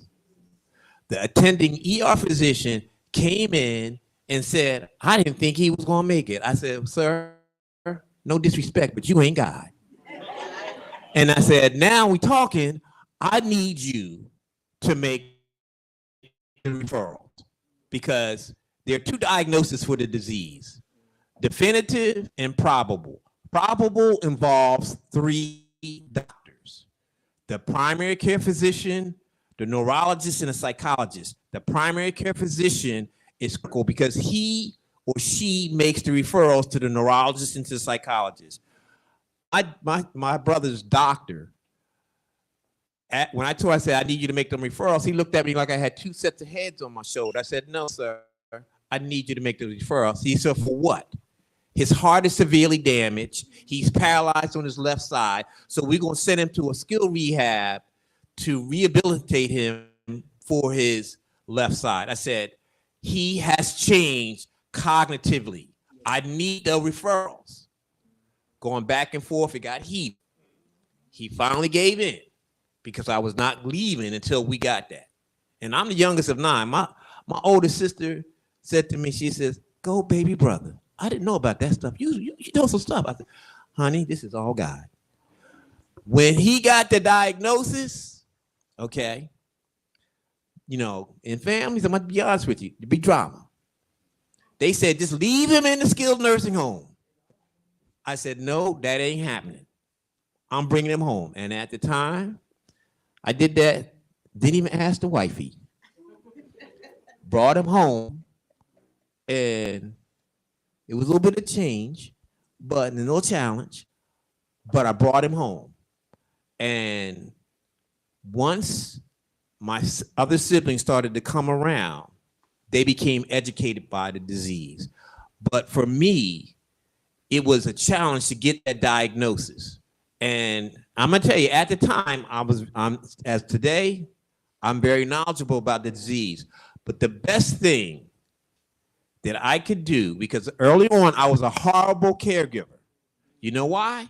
Because I was too busy focused on the disease and the fact that there was no cure.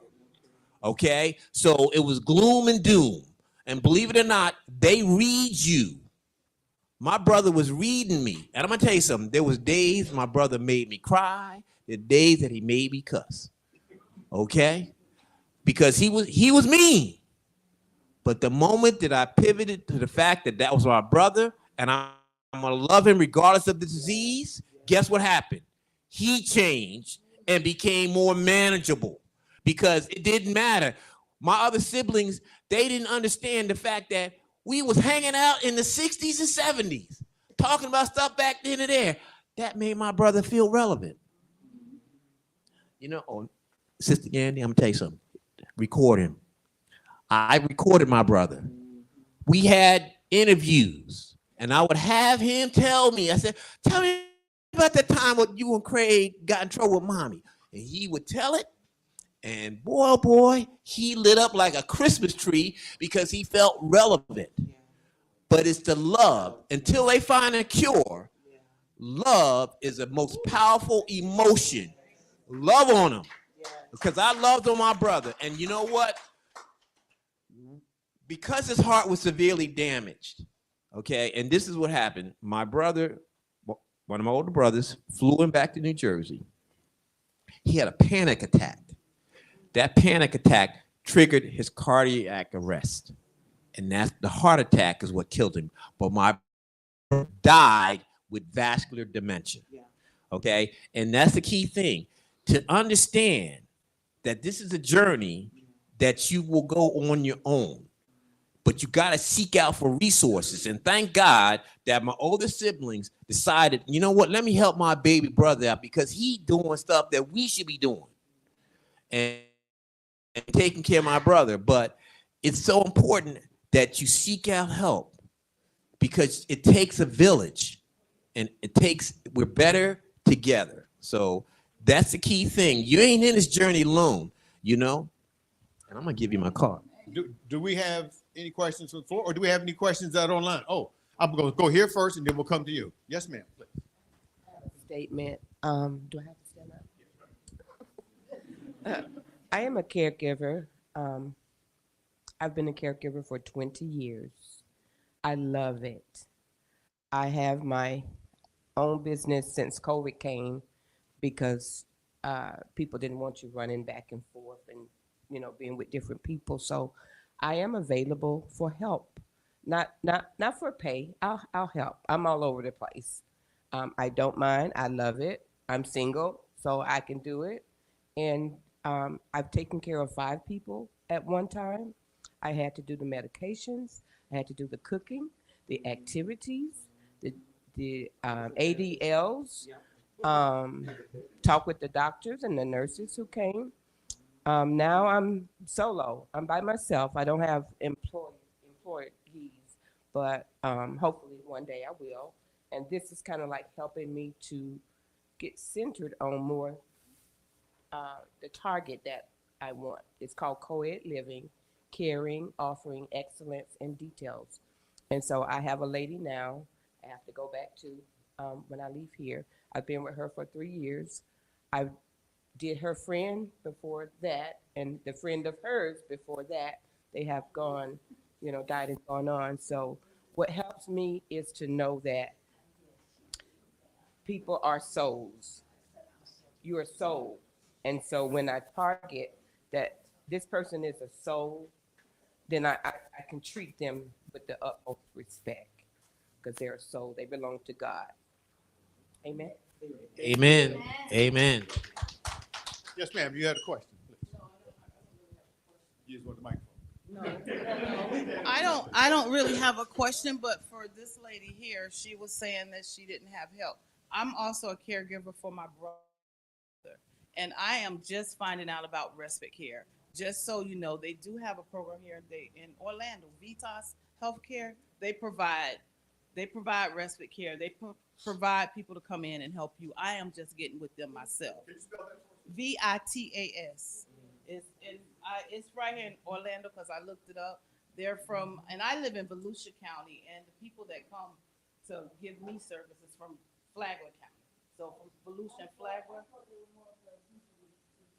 They're for help. That's a misconception because Vitas wants to be there before you get to that point. Because the biggest thing that people do is wait, oh, he gone or she gone. So let me call the death people. Let me tell you something, if I may.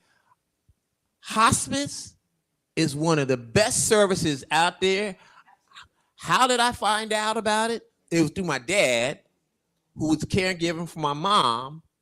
And I never forget this. My dad was overwrought with depression and despair. And I never forget, I went to go visit my dad to give him relief, taking care of my mom. And he had this brochure on a table from hospice. And I went in there. I said, how dare you call these deaf people on my mom? She ain't going nowhere. This is a big guy. He started crying like a big baby. He said, well, they're coming tomorrow morning, so I'm not canceling an appointment. When the lady came in there, she disarmed me. And that was one of the best services that I could have ever had for my mom, because not only did they help us with the transition, but then after the fact. And that's why people and we need to look at them as a viable resource before they get to that point. We have another question here in the audience. We'll take a question from online. So similar to what you were just mentioning, is there a situation where it's better to catch it early on? I know currently, like my grandmother is being watched for early onset, and my family is preparing for that because my grandmother is the matriarch of our family. So she has no other siblings. She has no one else other than her children and her grandchildren. So is it a situation to where if it's caught earlier, there are things that you can do? Because now we're kind of moving into that voluntold situation where we're becoming caregivers, and we didn't sign up for this as well. So what do you do when you're brought into this situation and it is early on and she hasn't, it hasn't grown into a worse situation as of yet? Can I say something real quick, Malik? The only thing I would tell you is try to get educated as quickly as possible. Educate yourself and then make those action plans. For me, my day changed from day to day. I never know. I never know, but I'll go with the flow of what it is. But for early detection, I would say educate yourself and just kind of go with the flow and get as many resources as you can. For me, I had to self-educate myself because I didn't know where to go, how to go, when to go, and then even calling some things, those doors closed on me, and then I had to go other resources. So just get educated. And sir, if you have that white bag with the information in it, there is a pamphlet in there that is from AARP, and it says Prepare to Care. And that's actually another presentation that I do in another circle. However, that information will tell you a lot of very important things that you will need to discuss with your family as a team, things that you need to prepare to have available information, and it's very helpful in what you need. We had an online comment, I believe. There was an online question of what are the benefits for seniors with AARP if they have Alzheimer's? I would suggest that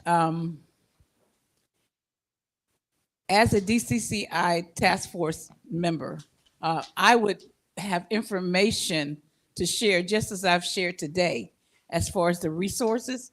And there are a lot of resources. And my brother here, he's got them just coming out of his head. But mine are written down on those sheets that I gave you. And I would say that every situation is different.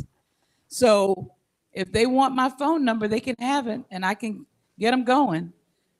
I can do that. Ms. Cotton, go ahead. I do have a question. Being a caregiver takes a really special thing to do, and everyone cannot do it. So what do you say to family members who can't do it? What type of support could they give you? And then how do people deal with the guilt of not being able to be the caregiver? Did you run into that in your family? Oh, yes, absolutely. Here's the thing. It's okay if you realize that I am not built to be a caregiver. But what will happen is you will shift from being the direct caregiver to the care manager, okay? And you're still involved because it's important that you realize where your strengths and your weaknesses are. And if you are not cut out for that, it's okay. Don't beat yourself up. Don't say I'm a failure or I'm a bad person or I'm a bad family member or I'm a bad son, bad daughter or bad husband or bad wife. No, you're realizing that, you know what? I'm not cut out for this. And, my experience of facilitating support groups, I've had caregivers come in that support group and tell me, listen, I'm gonna tell you something right now. This ain't for me. This ain't for me. I'm gonna tell you right now. So the moment that they made it abundantly clear, I started guiding them and helping them to embrace to be the care manager. And because they became the care manager, they were okay with that. Because some people realize I got my life to live. And it's okay. But you will have to still be involved. Let me add to that. Question sometimes becomes, well, you have to have your loved one in a nursing facility because you just can't manage anymore. Now the problem comes in, who pays for the nursing facility? I don't know, and let Mr. Gibson answer. Do we all understand who pays for it and for how long is it covered through our insurances? So please. I can assist you with that somewhat. As she was asking the question, and my aunt did not have Alzheimer's at the time. But what happened was she was in her 90s and she decided she didn't want to walk anymore. And she was living with me. She'd been living with me for 5-6 years. And I took her to the doctor. The doctor said there is no physical reason or medical reason why she's not walking. It got to the point, as you know, when they have to go to the bathroom or anything, they can't get up. You got to lift them out of the bed. And I was working, and it was very taxing. When I made the decision that I was going to put her in a facility, my sisters went off. It was like, how dare you? Why are you doing that? And I said, I don't see either one of you saying that you're going to take care of her at home. And we're all in the same boat. We all have to work. I moved out of my house to, that's where I live in Castleberry now, to near the facility. The facility was less than a mile from the apartment that I moved into. So what happened? Every day, before I went to work, I went to the nursing home. In the afternoon, when I came in, I went to the nursing home. It got so bad, I started cooking dinner and bringing her dinner and a roommate dinner too. But what I'm saying is, when you get to that point that you've got to make that decision, your family's not going to always agree with you. However, you have to make the best decision that's going to be best for your loved one. And I did talk to her. I asked her, I said, listen, I'm going to need some help. You know what she told me? Don't chuck up, don't chuck up. She said to me, my name is Denise, and she called me Niece. She said, Niece, you know what? In life always brings on a change. And she said that change sometimes is good. So she accepted the fact that she wasn't going to be living at home with me. And I tell you what, the relationship, the nurses knew when I was coming, the CNAs knew when I was coming. If anything went a little bit wrong, they were calling me. And you got to trust God in all this, because he knows what we need. And we just got to trust him in that. Thank you. I just want to add to that too.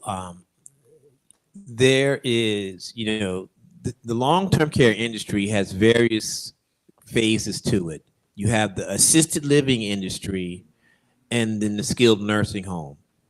Here's the thing, in terms of pre-planning, I'm gonna recommend is before you get that diagnosis for your loved one, look into long-term care insurance. So you go get the policy, and then you go take them down, and they get the assessment, and they get the diagnosis of Alzheimer's. Guess what? Boom. They still will be on the policy. Long-term care insurance will pay for their stay in these facilities, okay? On top of that, there's the managed care program, okay? You got to qualify for that. That pays for services, not housing. So the combination of the long-term care insurance policy and the managed care will cover that, okay? Also, too, if I can give you some suggestions, there are small assisted living facilities. They're 1 to 16 beds. They are very affordable. The owners are there on site versus these big box ALFs that are 17 beds or greater. The owners live in Texas, California, Hawaii. They don't have a clue about what's going on in their facilities. So the smaller facilities are the ones that are more adequately equipped to provide what they call resident-centered care, staff-centered care, because those big box ALFs, they have one staff person taking care of 20 people, and then they wonder why they can't get people to work in there because they burn them out. Long-term care insurance is something to look at. Be very, very careful when looking at the policy. because very often these companies will end the policy suddenly and you're out all of the money that you put into it, or they may not cover the services that they always say. I think it's very prudent for all of us to, if you don't have a financial provider, and to get somebody local, not to go somebody who's, as Brother Gibson said, who's in Texas, California, or Philadelphia. Watch those Philadelphia people. But he said Hawaii. Oh, so I heard Philly. But you want to watch out. But no, but very important, because one of the things we have to remember, there's many of you are probably, you've already gone through this, and I'm sure you have, man. We'll take care of that. There's a thing called spin down. Because when you get into a nursing care facility, Medicare will cover 6 months if it's a skilled nursing facility, not for housing, as pointed out. But at the end of those 6 months, you got to go on Medicaid. And remember, if you go on Medicaid, you got to spend down your money. Otherwise, someone's going to have to pay things back. So one of the things is, if you trust your family members, how well do you trust your children to start sending your assets over in their name at least 5 years ahead of time? So that do a credit check. Yeah. Do a credit check. I mean, but these are things, but I think it's something we need to talk to. A lot of times, unfortunately, we don't talk about illnesses and we don't talk about finances. And consequently, these are some of the things I think we really, really need to do. Yes, ma'am, we have one other question here. Yes. Well, you sit down there. Yeah, I got my little wheels over there. Sorry. But I just wondered, in terms of dealing with maybe Alzheimer's dementia or whatever, because my daughter is my life giver, so to speak, but through God. But I was wondering about, does she need to get like power of attorney for me? Let me add to that. Power of attorney. The question was, need to get power of attorney and also medical healthcare surrogate. Yes. Yep. Yeah, but you can get what they call a doable power of attorney that will cover all that. Because when it comes time for decisions to be made, if she don't have that access, they ain't gonna talk to her. They're not going to talk to her. And this is what we're talking about, being proactive versus being reactive. And again, we don't like to talk about finances. We don't want to talk about legal affairs, but we have to have that conversation. Just like I'm going to tell you right now, my son, he going to be making some decisions. I've already had the conversation, because my daughter, I don't trust her, because she told me, she said, Dad, when you start slipping, I'm putting you in a home. And I got a backup, because my granddaughters, I told them, I said, listen, if you don't see Pop, call me. Let me say something. Can I say something real quick, Elder? That was something that I had to do when my husband had his first stroke, and he went to a rehab to get, and they did not, even though I was married to him, they did not allow me to make decisions for him. So I had to get a POA. And once I got that, I was cleared to make decisions across the board for him for everything. So it is something wise that you would want your daughter to have, just in case you're incompetent of making those decisions for yourself, that she can make them for you. So again, when I'm telling you this journey that I have been going on, I had to educate myself in a lot of things. So yes, definitely, because they won't allow her to make no decisions for you, and you will lay there and not understand, not near word they done said, and say yes to something that you didn't really want to happen.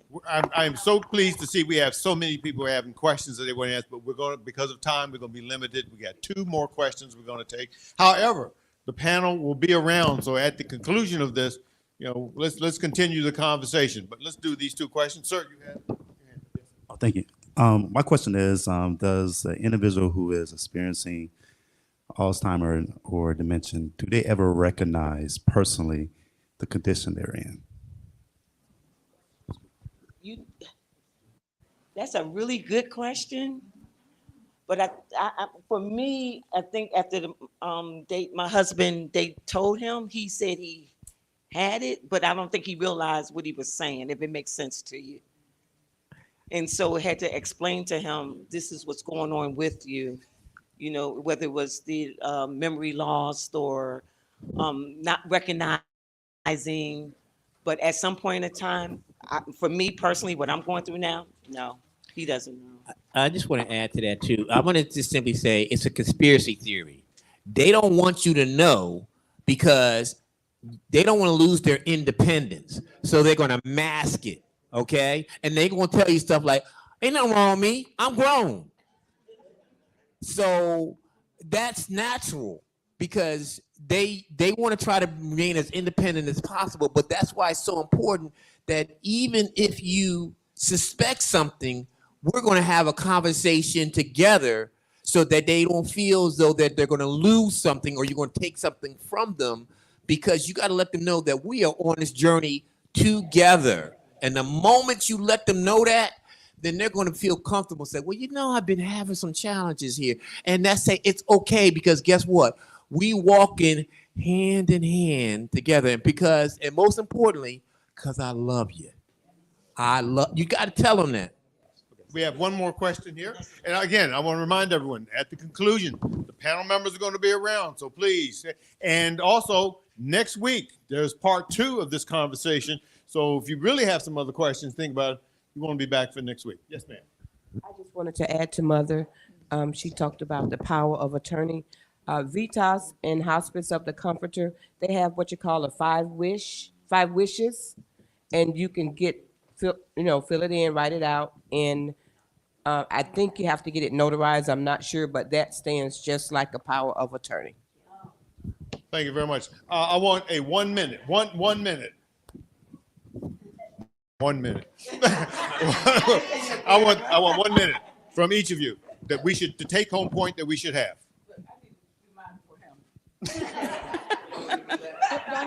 Man, I am so brief, it's ridiculous. I just want to say that it is so important for us to care about caring. And we all want to care about our Alzheimer's family member, but it's so much more important to care about yourself. Because if you're not of good health, how are you going to help them? So just remember to reach out and ask for help. And I'm like my sister here. I don't like to ask for no help because I can do it all. But we need to, when we're in that situation, ask for help. And always remember that the strong bears the infirmities of the weak. And we are the strong, and we love the weak.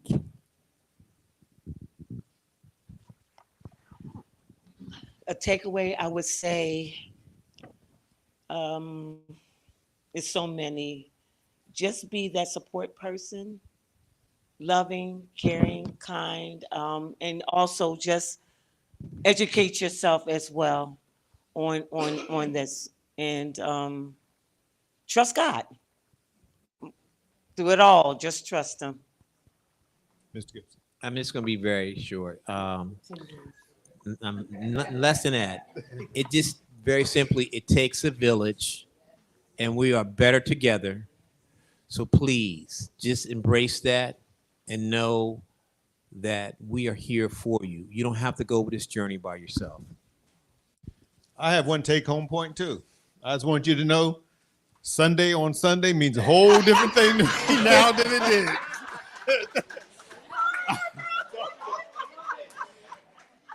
Before I bring up Ms. Cotton, I want to thank Ms. Coretta Cotton and Mr. Justin Williams.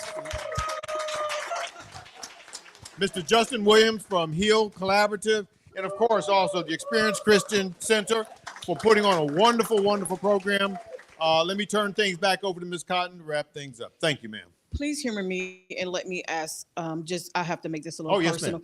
Because Mother Darlise is important to so many people in this room, and this may be their first time hearing about it. I don't necessarily want people to bombard her, so I have a 2-part question. How can we help you the most? And the second part, either you guys may can answer too, because a lot of times we come from a good place and we're not being helpful. So what's the thing that is not so helpful that we could avoid in supporting someone? Right. For me, honestly, I have my up days and my down days, and I starting to tell people, if you're calling me, text me, and I don't respond, please don't take it personal. I just need that moment for myself.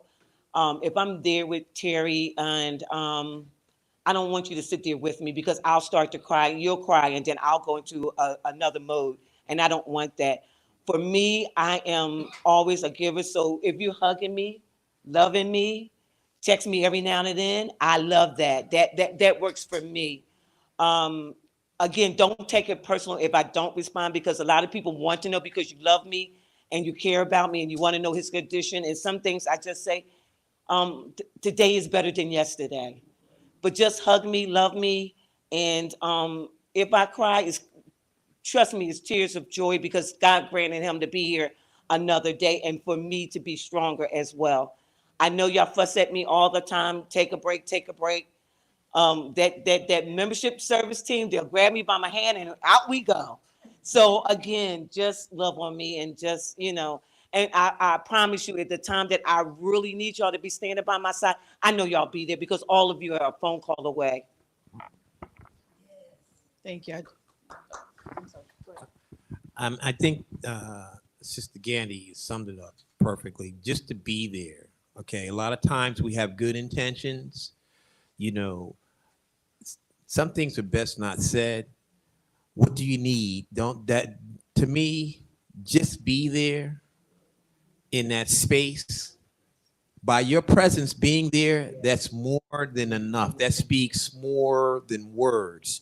So just just show love, grace, and kindness, and I think that's the best thing that you can do for a caregiver. And I just like to add, when you're dealing with your kind sister and you want to be there for her, just remember her. It's not about you anymore. It's not about whether she calls you back or whether she asks you to do anything. Always remember it's about her. So listen to her. And that's for any of your caregivers. If they want to talk, fine. If they don't want, like she said. But remember, it's not about you. Because, we get all in our feelings when people don't act like we think they ought to act. We do. And it's very important for us to remember, it's not about us. It's about them. Yes, sir. Sister Cod, that's one. Can I have an ad? This is for real. This is for real. Okay. No, but I'm just saying that this is so special for me to be with my people. But I'm going to tell you something. I need you. The Alzheimer's Association needs you because we need volunteers from the community. You all are the architects. We're just the builders. We can't build nothing without the architects designing this. And we need volunteers to be able to help expand our reach. That's all I have to say. Thank you. Thank you. Thank you. Let's give them another round of applause. Thanks for sharing. And they keep calling my name and lie. I didn't plan this by myself. There's a whole committee that planned this. So I want to, they done ran out of start serving. Thank all of our committee members. We want to definitely acknowledge Pastor Alicia Barnes in her absence, who spearheaded this.